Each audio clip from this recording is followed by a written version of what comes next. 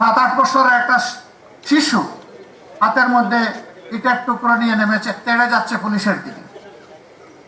যুবকরা তাকে হাতে ধরে থামানোর চেষ্টা করতে, সেই তুমি কোথায় যাও?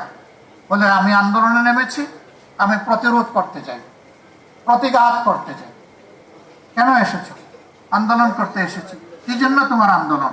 ওরা আমার ভাইকে খুন করেছে। কে তোমার ভাই? আবু সাইদ আমার ভাই। তোমার বাড়ি রংপুর? না, আমার বাড়ি ঢাকা।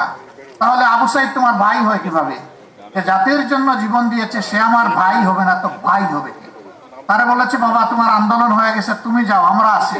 ঝাঁকি মেরে ছেলেটা বললো ছাড়েন আমার হাত, আপনার আন্দোলন আপনি করেন, আমার আন্দোলন আমাকে করতে দেন।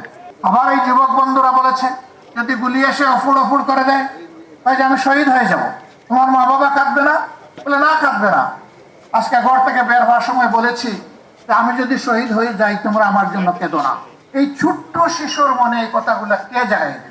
এটা তো শুধু আমি দেখি নাই, কোটি কোটি মানুষ এটা দেখেছে।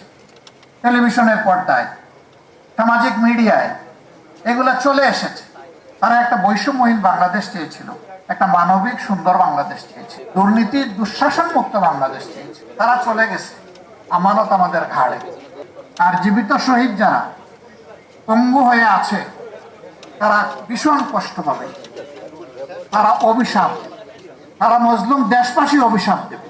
সুতরাং সকল অংশীজনের কাছে আমি বিনীতভাবে অনুরোধ জানাবো, এমন কোনো কাজে আমরা জড়াবো না যে কাজ করলে সকলের অভিশাপ আমাদের উপরে পড়ে। আমার দ্বিতীয় অনুরোধ, যে কাজটা জামাতে ইসলামী হাত দিয়েছে, এটা জামাতে ইসলামের একার সম্পত্তি নয়, এটা জাতীয় সম্পত্তি। আমরা এই কাজের কোনো ক্রেডিট আল্লাহর কসম নিতে চাই না। আমরা শুধু একটা নৈতিক দায়িত্ব পালনের চেষ্টা করেছি, আমাদের চাইতে আরো সুন্দর করে, আরো নিকট করে এই কাজটি করার জন্য আরো সংস্থা, সংগঠন, অংশীজন এবং সরকার আগায় আসুক, তাদের কাছে আমাদের আবেদন।